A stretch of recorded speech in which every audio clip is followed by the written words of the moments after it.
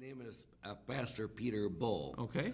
Otherwise, a.k.a. known as Volodya Synagins from my earlier times. Okay. Volodya is a nickname, Russian nickname for Vladimir. I see. Okay. And I had a brother, Tolya, which is a nickname for Anatoly. Okay. But he died in 2002. All right. And you are from Sioux City?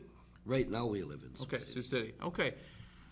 What is your story of faith? What is your story that you'd like to tell today? Well, we were brought up purportedly in the name of the Latvian Evangelical Lutheran Church when we were transported from Latvia, a children's home, 130 of us, to Germany.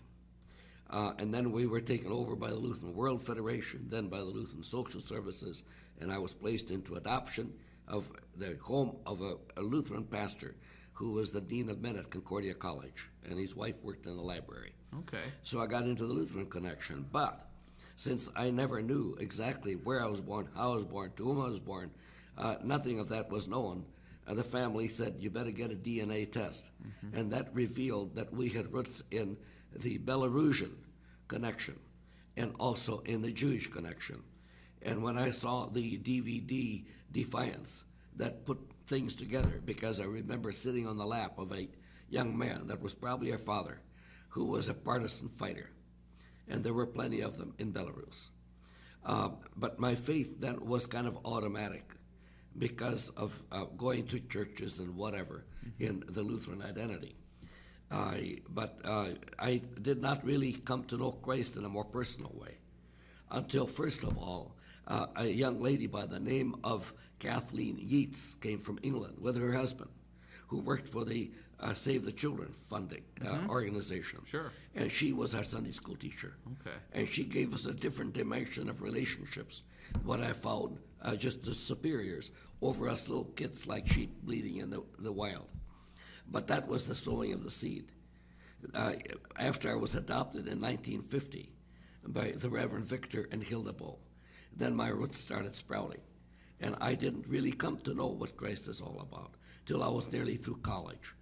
But all these contacts helped to nudge me to the knowledge. Working with children especially helped for me to recover my childhood in full joy. But I had adult contacts that confirmed for me officially, verbally and in writing, what this identity stuff is about.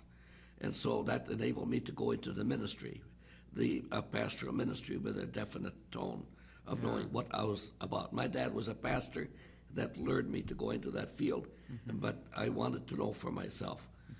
And so the key passages that came to my mind at that time was that we, wherever two or more are gathered together in the name of Christ, there Christ is among us. Unity, never me, myself, and I, but two or more in Christ.